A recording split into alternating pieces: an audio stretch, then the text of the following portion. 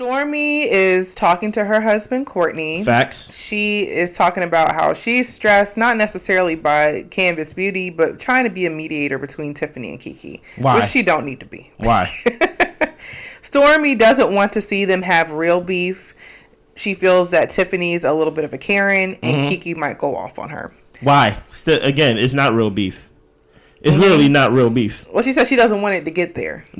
To like Tupac and Biggie? Like what do you mean? Like, okay, Yeah. let's say it get there. What does real beef look like to KeKe and Tiffany? That they already don't talk to each other? Mm-hmm. Or they go right up on each other and start fighting? Like, what's real beef? Like, all of it is just fake anyway. Continue. Yeah. Well, she wants to bring them to the house. Courtney said, well, don't have no wine. Stormi says she wants to give them a couple shots just so they can release their inhibitions. Okay. And Courtney says, well, don't take them around the main house. Take them somewhere where they can release all their anger. Out in the pasture somewhere.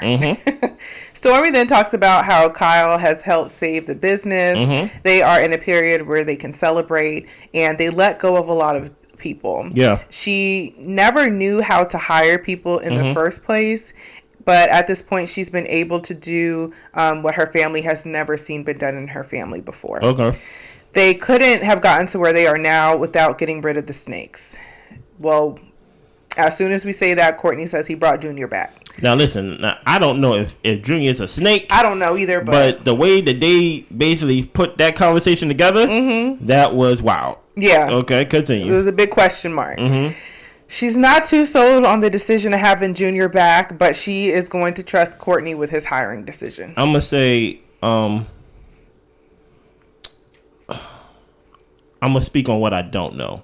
I don't know if they're equal owners in this, but I wonder how they actually deal with conflict of different decisions, of like a different the way they want to go about it. Yeah. Because she seems like, even though she's the owner, she seems like the type to be like, you know what, Courtney, I'm just going to trust you. And things like that. But then at the end of it, get left with like basically the mess that she got to fix. Yeah. Like it's on her to fire and that talk. It makes me think about the labels that straight got misprinted on the bottles. So but she wasn't there. So do you think it's a good idea to hire Junior back? No.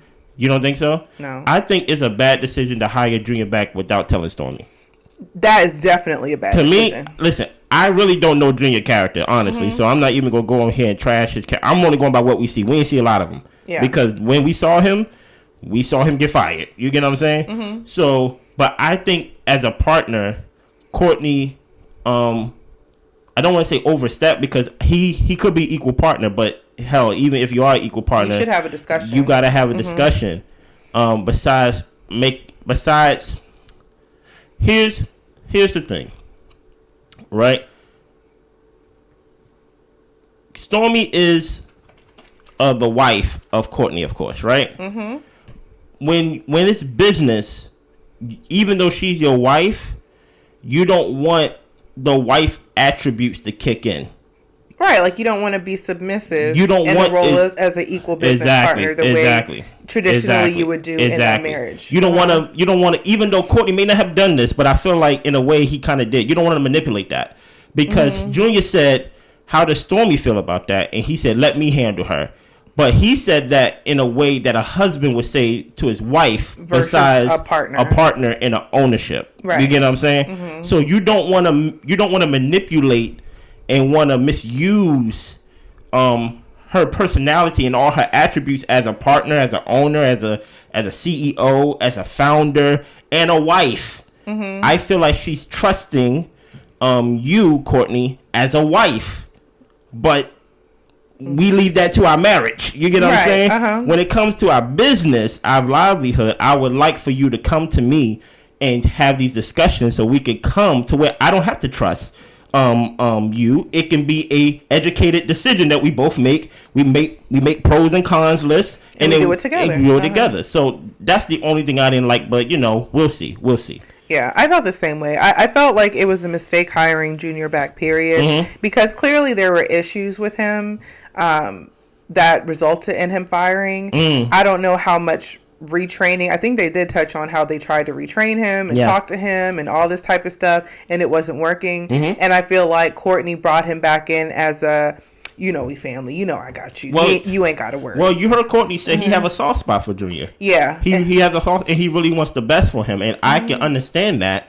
But that's blurring the lines. I say this. They're trying not to do. I say, Courtney, hire him for your 100% own a business. A business that you own 100%, to where only you can have the consequences, and if he mess up, only you will feel it, then hire him for that. Yeah. But when it comes to your wife, even though that's her cousin and things like that, and you probably see yourself doing a good thing, and that's why I say I'm not trying to trash Courtney, but I'm just trying to say, like, I think he misused his power as a husband and blurred the lines with business. You get what I'm saying? Like, you can't hit me as the owner of let me deal with her. No, who is her?